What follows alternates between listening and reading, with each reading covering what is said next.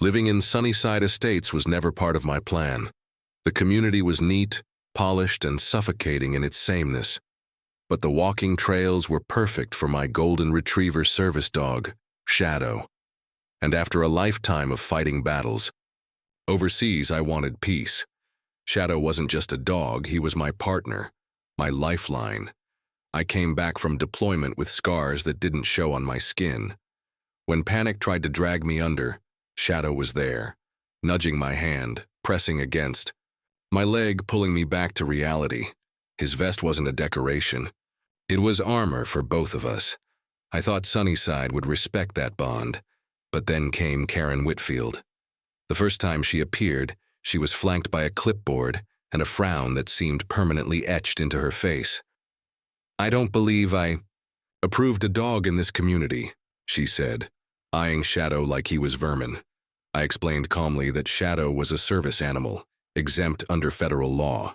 Karen muttered about loopholes and stormed off. It should have ended there. Instead, I started finding violation slips taped to my door. Grass 1 inch too tall. Mailbox the wrong shade of black. Trash cans visible for 45 minutes. After collection. Each notice signed with Karen's looping, taunting, smiley face. I fixed everything. I kept my head down, but I knew it wasn't about the mailbox. It was about Shadow. The HOA meeting confirmed it. Karen proposed a new rule.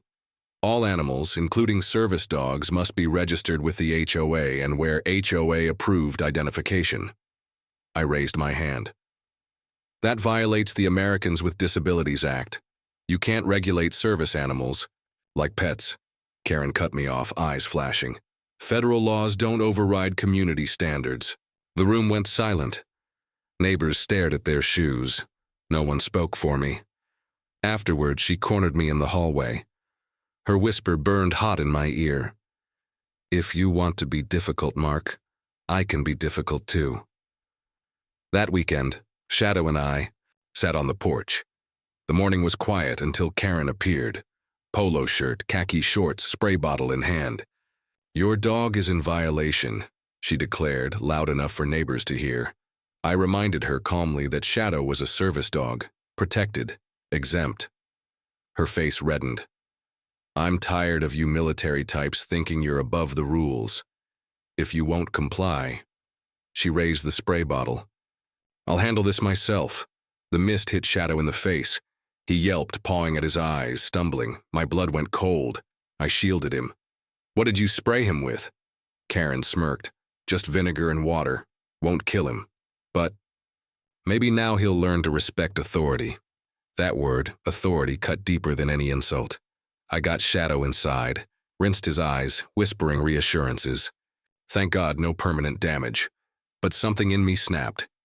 This wasn't petty HOA harassment anymore. This was a federal crime. I picked up the phone. 911, what's your emergency? I looked at Shadow, still trembling but loyal, eyes locked. Me? My service dog was attacked. The HOA president sprayed him. Interfering with a service animal is a federal offense. Red and blue lights lit up the street 20 minutes later. From the window, I saw Karen gesturing wildly at the officers, but their faces stayed hard. For the first time, Karen Whitfield looked small. One officer walked toward my porch and asked, "Mr. Sullivan, are you willing to press charges?"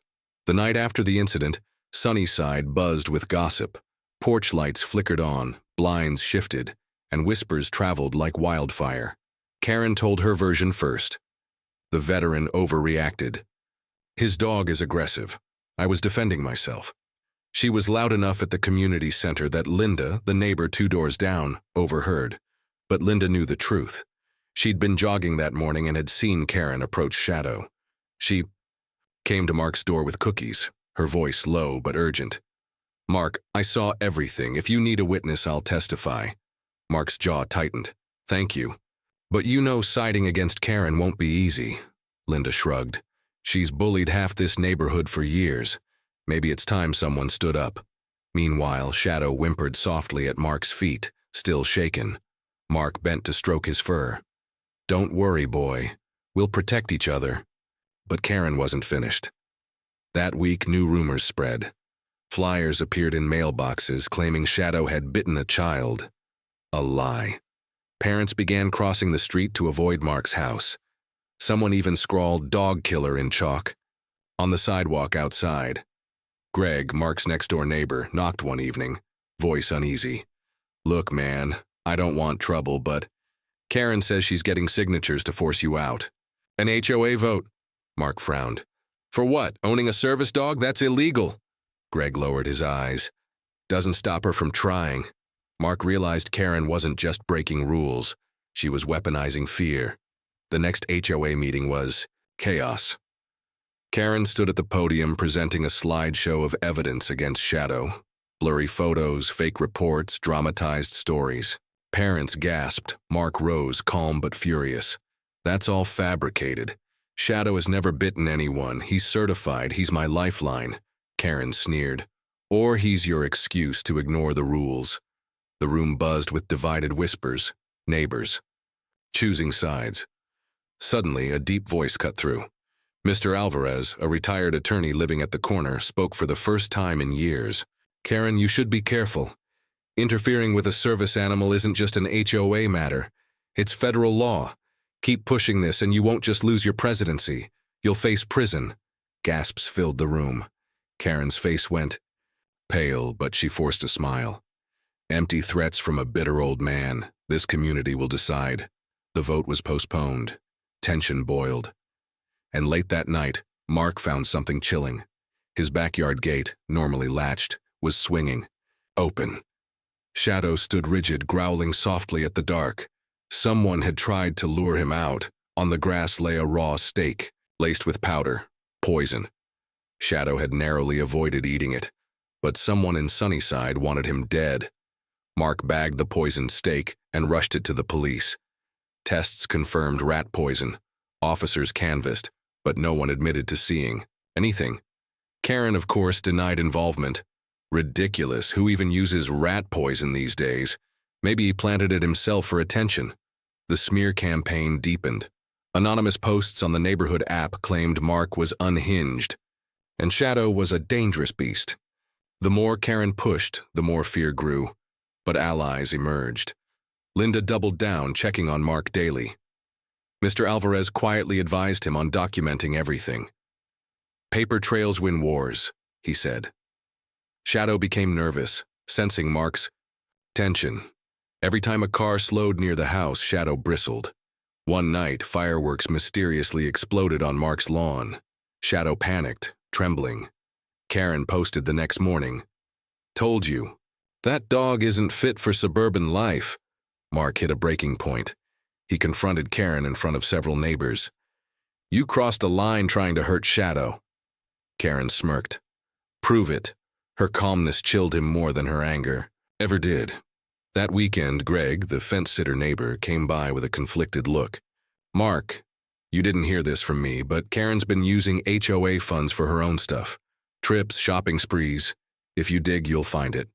Mark blinked. "Why tell me?" Greg exhaled. "Because I've got kids, and if Karen takes you down, who's next?" This was bigger than Shadow. It was corruption. With Alvarez's help, Mark began compiling evidence.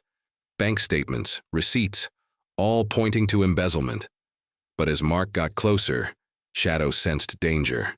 One night, as Mark worked late, Shadow growled at the window. Mark looked up just in time to see a figure in Karen's silhouette retreating down the street. The next morning, Shadow's vest was gone from the porch, torn off the hook where it always hung. Karen posted a photo online. Shadow's vest, muddy, tossed in a ditch. Caption: "Maybe without his costume, people will see him for what he really is." Shadow couldn't legally accompany Mark in public without his vest.